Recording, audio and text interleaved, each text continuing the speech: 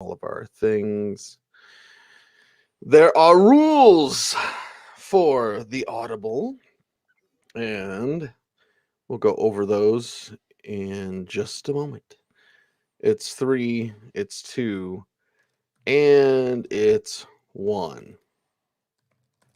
Jacksonville got the number 1 overall pick of the 2021 NFL Draft. Did they get a franchise quarterback in Trevor Lawrence? That and more as the 2021 NFL Draft recap continues here on the Audible. It's a footballguys.com podcast. Cecil, Lammey, and Sigmund Bloom. And yeah, we're doing AFC South today, which means we'll get to those Jacksonville Jaguars in just a second. But Bloom, we don't start with Trevor Lawrence. We start with Davis Mills. And we start with the Houston Texans and their draft. And they're like, let's just grab another quarterback and let's get Davis Mills. And, somewhere Gil Brandt's talking about lack of playing time because what do you have, 11 games? Something like that. So if he's healthy, he can kind of flash, but we've barely seen him on the field in college. It's interesting that they take Davis Mills as their 3rd-round pick, quarterback out of Stanford. Again, Bloom, we just don't know a lot about him because he didn't play a whole lot of games in college. Again, injuries, a large concern there. 3rd-rounder, another one, Nico Collins, wide receiver, Michigan. Saw him down at the Senior Bowl. Knows how to use his frame.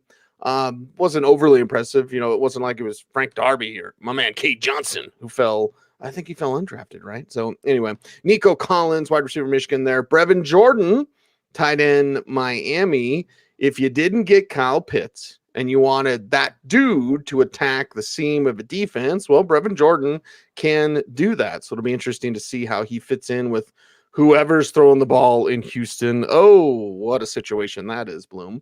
Garrett Wallow, linebacker, TCU in the 5th round, and then Roy Lopez, defensive tackle, Arizona, to round things out. So only 5 picks, but some very interesting players among those picks. Oh, Texans. I don't even know what to say here because this was a team. Sees how many players did they add this offseason? Like 30 or something. I mean, they're overhauling the roster. Now we have yet another signal that they don't expect Deshaun Watson to play maybe this year, maybe not for them again. And this is going to be the worst team in the league. It's going to be the worst team in the league. Worst team in the league. Worst team in the league. Worst team in the league. I mean, by a good margin, right? There's no contender. I don't know what the win-loss over-unders are, but Texans are looking like a 1 or a 2 win team. And usually, sees when you're bottoming out, you've got reinforcements, right? The cavalry's coming. This is not the cavalry. This is maybe they show up and you have extra toilet paper or something, but they're not saving anything. These guys are cosplayers. Yeah, exactly. We're doing war reenactment. Right. There's a really good Key and Peele about that, by the way. Anyway, Davis Mills. Okay, I get it. And that's about where Davis Mills should have gone. Like, I don't know that Kyle Trask is a late 2nd rounder, but I get it with Davis Mills because of his projectability, his size, his arm talent, see if he can stay healthy, see if he can eliminate the negative plays. But this is a 2 or 3 year down the line guy. They're probably going to play him this year, right? I mean, if Watson doesn't play, he's going to stay healthy. I mean, he doesn't stay healthy. That's Davis Mills. Right. So I understand if you're going to put Davis Mills in the incubator, but that's not where they're at as a franchise. And they'll probably find a way to mess that up. All right, let's move on. Nico Collins. Okay, look, Nico Collins, one of those mysteries, right? You see the measurables sometimes. He has elite measurables. Nico Collins measurables are like a top 50 pick. You see that sometimes, not all the time. Okay, you see if you can turn on, flip the switch. But the Texans, Nick Caserio, 1st draft, he gave up the 158th pick and a 2022 4th, which again is going to be maybe the 1st pick of the 4th round, which is a very important pick to get Collins. He better be good. He better become their number 1 receiver. So, for dynasty rookie drafts, you're thinking Collins has a chance to be their number 1 receiver, but who's going to be throwing the ball to him? What's this team going to look like? Okay, Jordan, and I like Jordan as a player, but this is a team that, how many picks have they thrown at this position, Cease? Kahale Warring, Jordan Akins, who they drafted basically to play the same role. Jordan Jordan Thomas, Thomas, who's on the Colts now. Okay, and they like Pharaoh Brown, who they picked up for free, and it ended up being that Darren Fells was often their best tight end anyway. So I don't see this team turning talent at this position into production, into long-term player. But again, you have to like the opportunity. See, this gets back to your philosophy in rookie drafts. If there's a lot of opportunity, but on a team that's going nowhere and doesn't really have a quarterback, what's that worth? I don't know. I can tell you that Brevin Jordan's falling a lot farther in rookie drafts than we would have expected. Then they give up 3 picks between 203 and 233 to move up for Wallow, who is a 2-down linebacker. I don't understand. We've talked about other teams at this position. You're taking players that have a high ceiling, players you can develop. I don't see that. They get a run stuffer in Lopez. And Cease, where is the holes here? Cornerback. Where's a cornerback? Offensive line. Where's an offensive lineman? They didn't address crucial positions where they're among the worst in the league. Again, this is going to be one of the worst teams in the league. This is all going to just kind of swirl down the drain. I feel like they're flailing with this draft. I feel like this is a team in panic mode. I think their draft signifies that. At least now they're past all those picks they gave up for Laramie Tunsil. Well, undrafted players that the Houston Texans have picked up. Marlon Williams, anybody? Central Florida. Williams ranked 5th in the FBS in receiving yards per game, 129.9. He also led all FBS receivers in broken tackles. So doesn't create separation. Whatever. We'll watch him bloom. Yeah, you got a offensive line starter for the A&M. 2 of them, actually, Carson Green and Ryan McCollum. Green could be a depth piece for them. Again, you're starting in the SEC offensive line. There's something there. Sorry, Texans fans.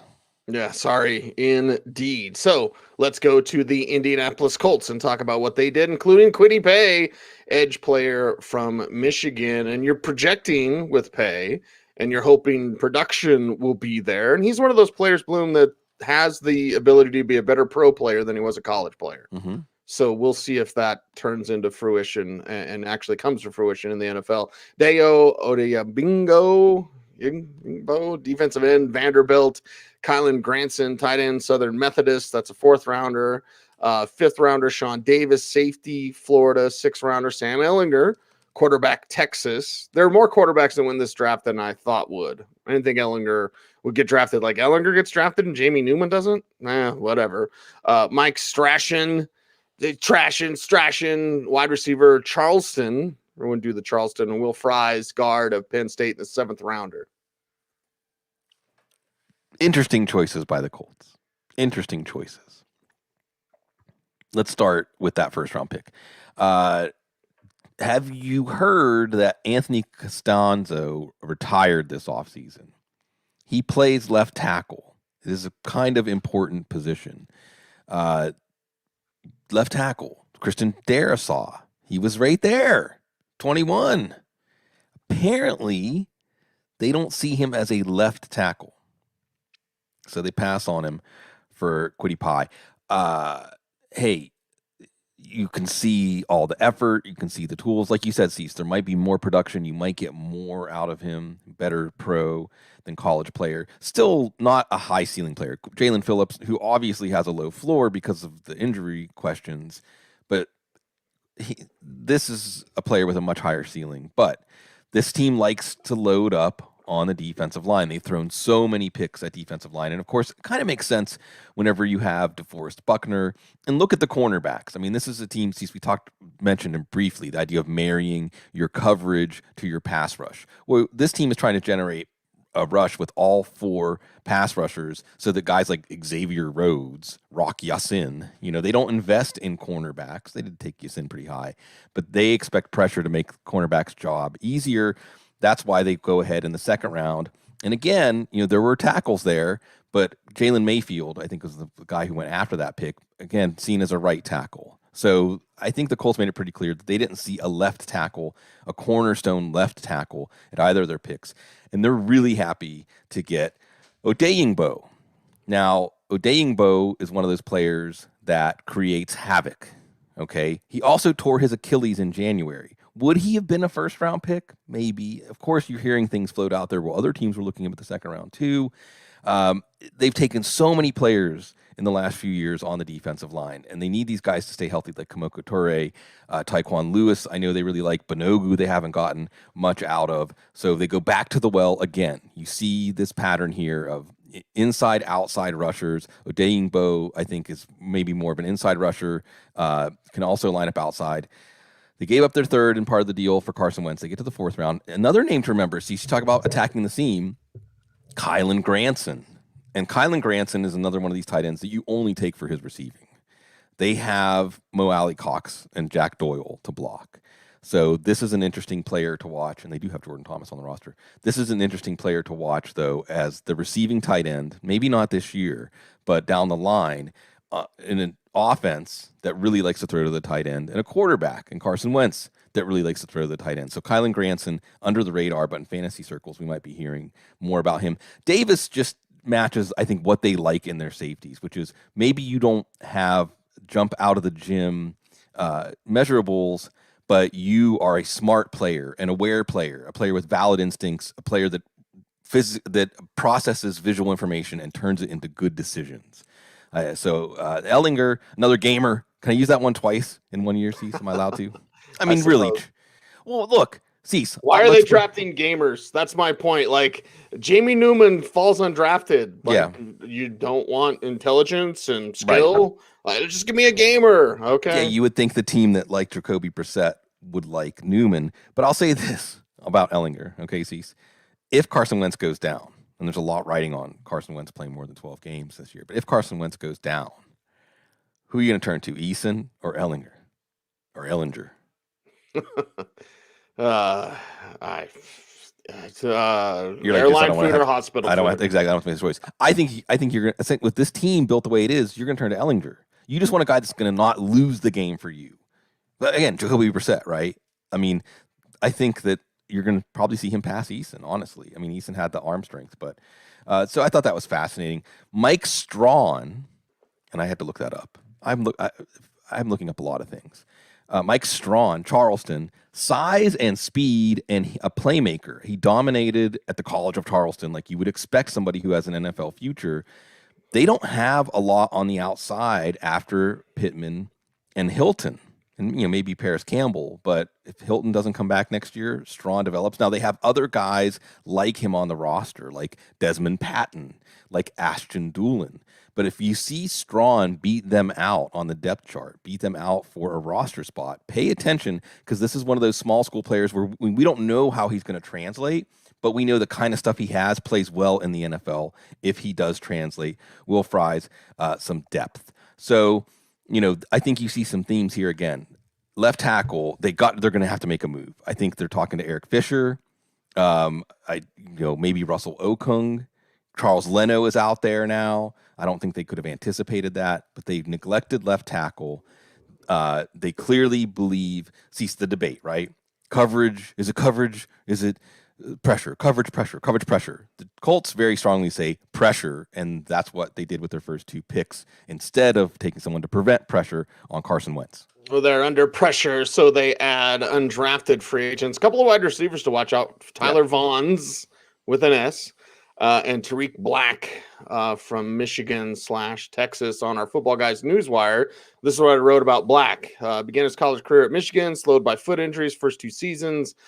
Graduate transfer, 10 catches for 204 yards and a touchdown.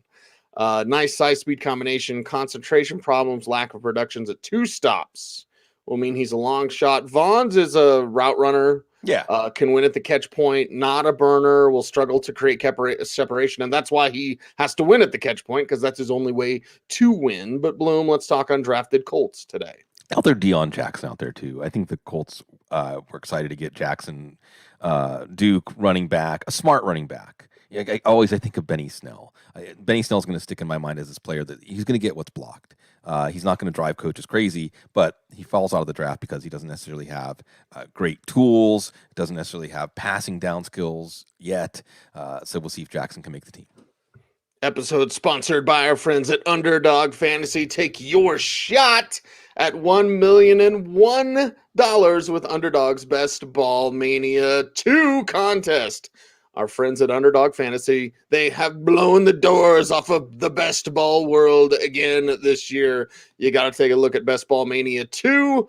That's live right now. The grand prize is a cool $1,001 with a $3.5 million total prize pool. It's the best ball format, so it's set it and forget it, baby. You don't have to worry about players stuck on your bench, blowing it up, giving you nothing, posting those huge days. Nope, set it, forget it. Enjoy the season. It's best ball way to play. That's Underdog Fantasy. Best Ball Mania 2.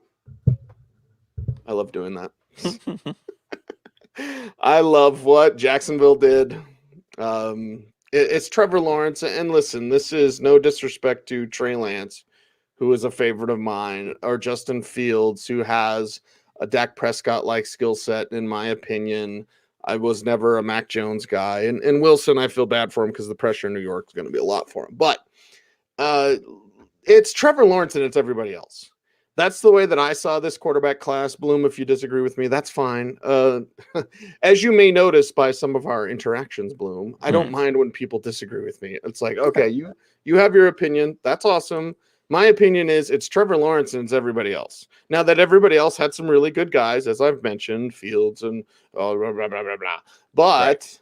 Lawrence can do it all. And we, since Andrew Luck, this is the can't miss. Musk, miss, huh? The Musk of a can't miss quarterback. That's right. See, this is where I need that falsetto background we're talking about with gorillas. Can't miss prospect. Trevor Lawrence, Travis Etienne, running back Clemson, doubling up on those Tigers, and it's interesting. And sometimes we get these picks, and you're like, oh man, where's my James Robinson stock? But Etienne, you can move around the formation, running back, slot receiver, all sorts of things. So just adding to the mix there. Tyson Campbell, cornerback, Georgia. Walker Little, offensive tackle, Stanford. Couple second rounders. Third rounder, Andre Cisco, safety, Syracuse. Let me tell you about that. And then the fourth rounder, doubled up Jay Tufele, defensive tackle, USC. Jordan Smith, edge from UAB. 1 fifth rounder, Luke Farrell, tight end, Ohio State. 1 6th rounder, Jalen Camp, wide receiver, Georgia Tech. But obviously, the focus, the concentration is on Trevor Lawrence and, his new backfield mate, which is his old backfield mate, Travis Etienne. Yeah, and what's interesting here, of course, is we're looking at Urban Meyer with Trent Baalke's first draft, and we all knew who the first pick was going to be.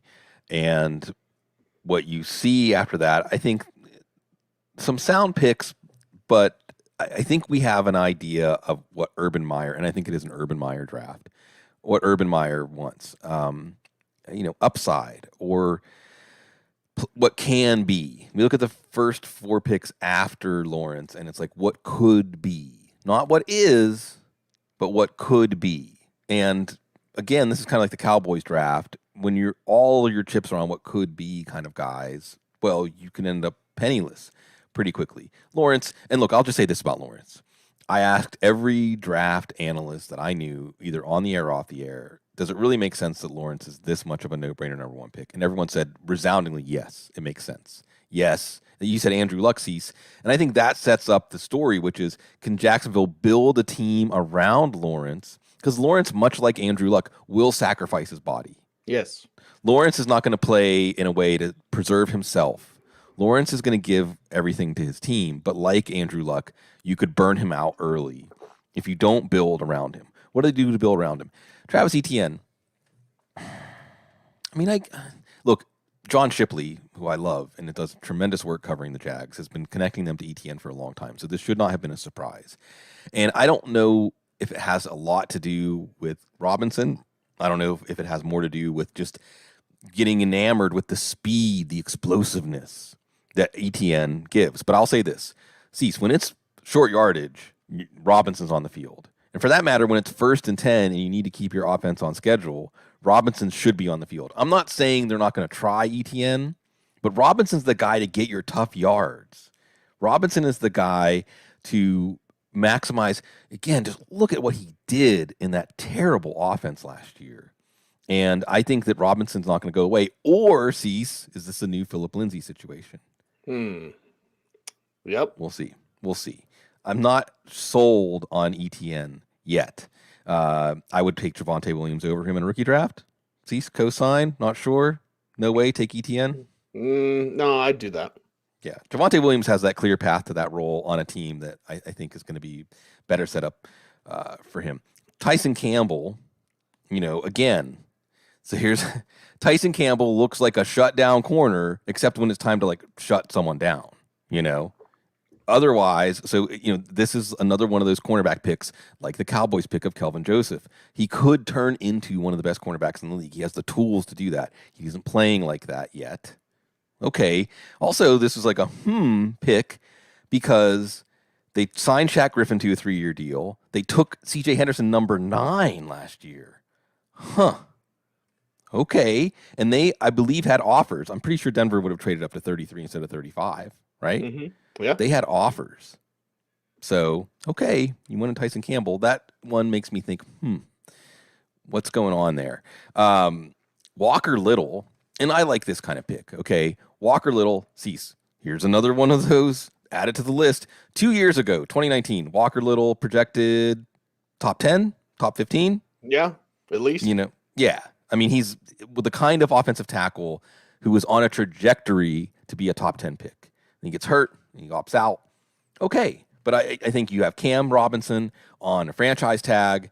Let's see what Cam Robinson does this year. Let's see if he earns another contract. If not, you got Walker Little in the incubator. And I like that one especially for Trevor Lawrence.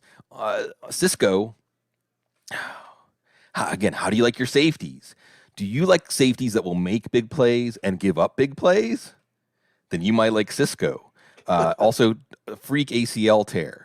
If he can clean up the negative plays, you could have a real steal here and a playmaker. You could also have a player who plays himself off of the field if he can't clean up those negative plays. Tufele, this is a good player, another opt-out player, a penetrator. Again, dirty work guys, interior defensive line. Smith, I think you might be able to bring in right away as a situational edge rusher. So I think that's good value for a third-day pick. Farrell, there's your Ohio State guy. He can block. We're talking about late picks. Jalen Camp. Now, this is a late pick I like. This is size, speed, just needs to work on his game. Georgia Tech wide receiver. Long line of these guys are like 6'4", 220 and can fly. Camp can do that. He just has to be able to catch the ball. And see, maybe the biggest name we didn't even mention, and I don't want to say necessarily he's part of their draft class, but one position this team didn't do anything about was tight end. But I heard that there's this quarterback who used to play football around Jacksonville who's converting to tight end. Did you hear anything about this? Yeah, Timmy. All right, make it happen, right? Get some more excitement there. I think it's going to happen. Yeah. Oh, yeah. It's a matter of dotting the I's and crossing the T's, and you'll see Timmy back. There's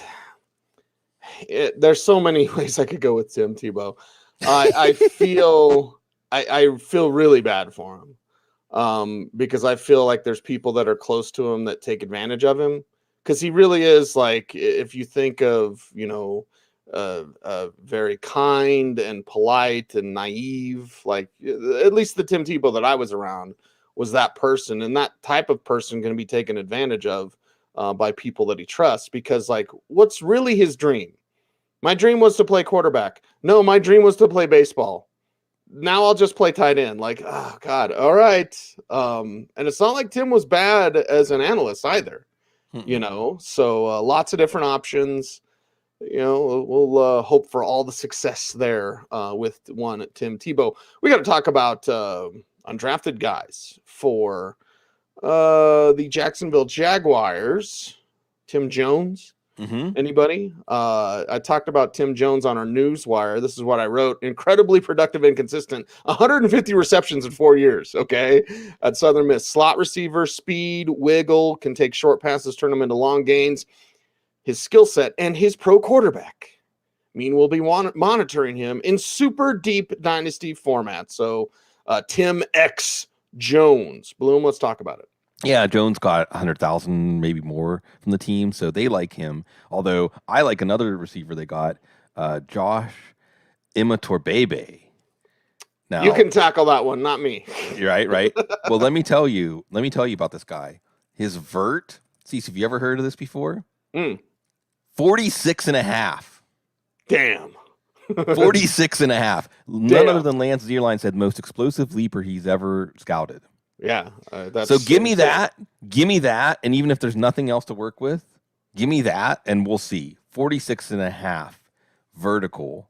That's insane. That number insane. shouldn't exist. Exactly. I mean, it's like into the Byron Jones territory. So this is a good UDFA signing for sure. And Dylan Moses, oh man. You know, we were supposed to be talking about Dylan Moses in the first half of the first round of this draft, right? Yeah, he should have been drafted. Like, come on. Yeah, and this is maybe one of those cautionary tales for players, especially now that a lot of players opted out this year. And what was there? How many players opt out and in the first round this year? Like 5 or 6, I think. Something like that. So the point is, if you're good and the NFL knows you're good, you don't need to play out to the end of your eligibility. Just come out. Or just take a year off. And believe me, teams are going to be watching these guys like Joe Tryon. Teams that had to, players that had to stay, Walker Little, right? Players that had to stay focused on their own without the structure of football around them. So if these players end up okay, like these are two projects out there, folks, if you want to do some interesting tracking now, some studies. Number one, track all the opt-out players. And we can cut it up by position. We can cut it up by what round they went in. Let's track the opt-out players as a group. The other ones are the medical players, because I think that this year teams were extremely wary about taking players with medical problems, right? Yep. I mean, this is Owusu Koromoa or Terrace Marshall. Caleb Farley, who we're going to talk about. Caleb Farley. Yeah, track these guys because I think as a whole, they fell farther than they normally would. Now, because teams don't have as much information as they normally would. So this is going to be a really interesting test for that. But Dylan Moses, I'm afraid, I just want to take a moment because he's probably going to be what? NFI this year, right? Yeah. I mean, he's going to be an NFI, and let's see. I mean, this hurts my heart because it reminds me of Marcus Lattimore, basically. Right. Where it's like, we know that you have the stuff that you can control. You're a great football player. We also know that your body is broken, and we'll see. So it just makes me sad that we're talking about him as a guy that maybe after a redshirt year can make the roster instead of a cornerstone player that he sure looked like he was going to be a few years ago. Tennessee Titans to wrap up the AFC South as our 2021 NFL Draft recap continues. Caleb Farley, there he is. 22 at one time, Bloom thought of as maybe the best corner in this draft class. At one time, maybe thought of as a top 10 pick. The back surgery looks like he'll be okay. That seems to be reports by training camp. He should be okay. We'll see about that. Tell me if you have anything different there. Dylan Ray-Duns, offensive tackle, North Dakota State, getting that eyes on him up there for the Bison. I can pronounce that. Monty Rice, linebacker, Georgia in the third round. Elijah Molden, there's your other Washington corner in the third round as well. Des Fitzpatrick. Let's go deep, right? Wide receiver, Louisville in the fourth round. Rashad Weaver, defensive end, Pitt in the fourth round. Racy McMath, wide receiver, LSU. Just love that name.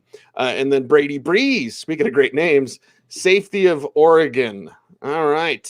Bloom. Tennessee did what we thought Tennessee would do, and they take solid picks. Nothing dazzling, but solid. Sounds about like Tennessee.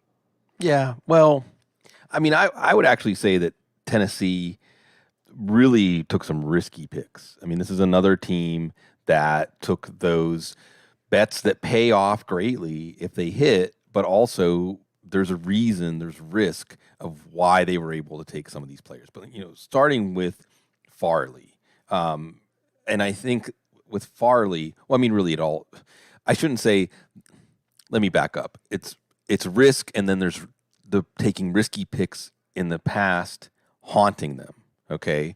But let's start with Caleb Farley. Caleb Farley, healthy, the first corner in this draft. Yeah?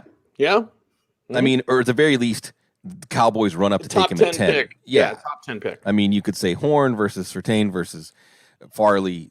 You're splitting hairs. Yeah, you're splitting hairs. I mean, they're different styles. Surtain maybe has shown a lot more versatility. Horn, more of that. You put him on the wide receiver one, the size speed guy, and he can hang with him. And you have Farley, who's just a great all around corner. But as Eric Stoner said, I can't believe I hadn't mentioned Eric Stoner yet. Stoner shows up for the draft night shows, which just tickles me. It just warms my heart. This is an Eric Stoner quote for you, Cease. Nobody used to have a back problem. Well, that's what I said with Michael Porter Jr. There's your Nuggets talk. Hey. Because it's like when Larry Johnson got hurt, right? Back in the day. And it's like he was never the same. And you never hear someone say, man, back when my back was bad. Yeah, exactly. That's the whole point. They tend to stay. We've solved a lot of things in terms of like knee injuries aren't as devastating. Achilles injuries aren't as devastating. Yeah. Back injuries, I don't know, dude. Yeah, I don't know either. So, I mean, there's a reason. I'd be curious where Farley would have fallen. It makes sense for Tennessee in so much as that's where they need a hit. They need this. And picking 22, you weren't going to get him unless there was some sort of buyer beware. But we'll see.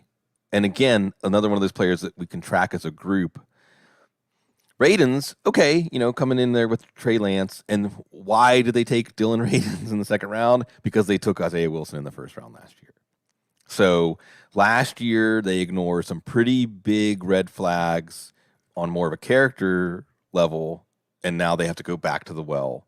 This year, I don't want to say they're ignoring the health questions on Farley. Radens is a solid pick, though. Going to step in and be probably a day one starter at right tackle for them. Then you get to Rice. And the interesting thing with Rice here is that Rashaan Evans' fifth-year option declined. So that tells me that they see Rice as a potential starter. Rice is a nice, at least two-down linebacker. Maybe they overdrafted him a little bit. Maybe they felt a little bit of urgency, already knowing that they weren't going to pick up the fifth year for Evans. I still think they have a wonderful player, David Long, who I think slots in, but then maybe Jayon Brown, who's a wonderful player. He's a free agent next year. Maybe that fed into this. Remember, good organization with the foresight. They're looking 2 and 3 years down the line. An inside linebacker could be a position. Dez Fitzpatrick. Cease. I mean, they gave up 3 picks for Dez. 126, 166, and 232. And you get it. Coming into this draft, you only have Josh Reynolds and Cameron Batson. I don't know.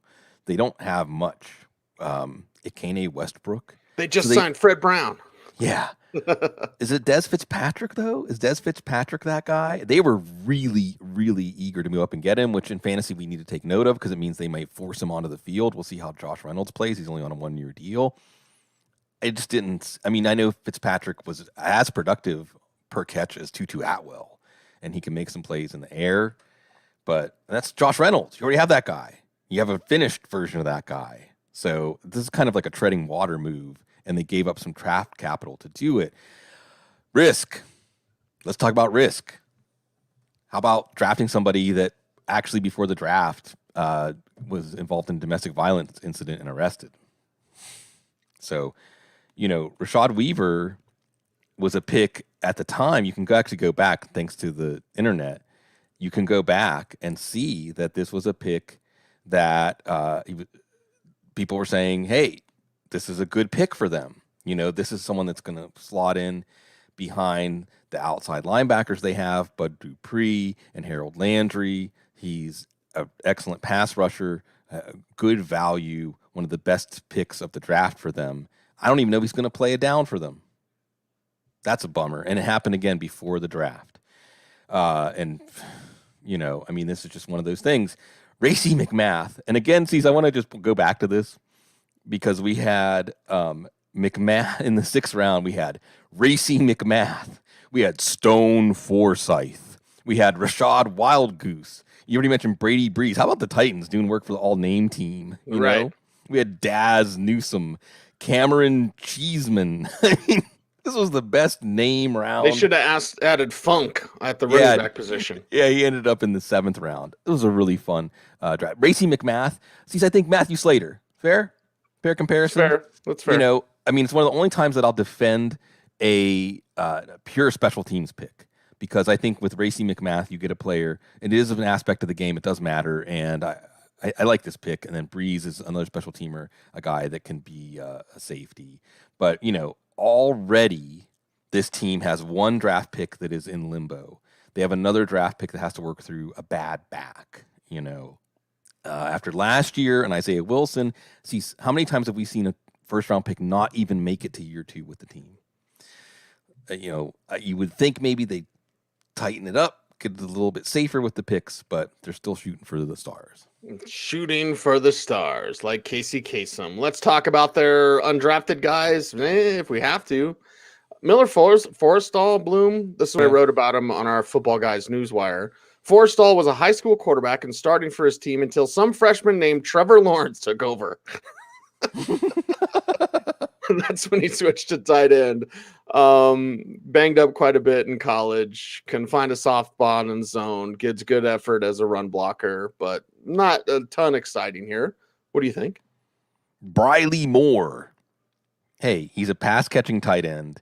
That's another a position they did not address. Anthony Ferkser is their number 1 tight end right now. So I'm looking, see who's on the roster, who they can develop. Maybe it's Briley Moore. Hey, everybody. Hot Briley Moore talk here on the Audible. That is a wrap for the AFC South.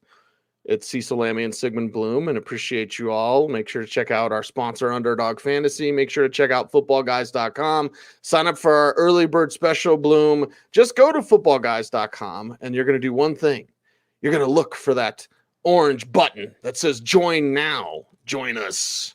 And, of course, our early bird special going on right now at footballguys.com. Check out our plans and pricing. And thank you all very much for supporting us, for subscribing to footballguys.com.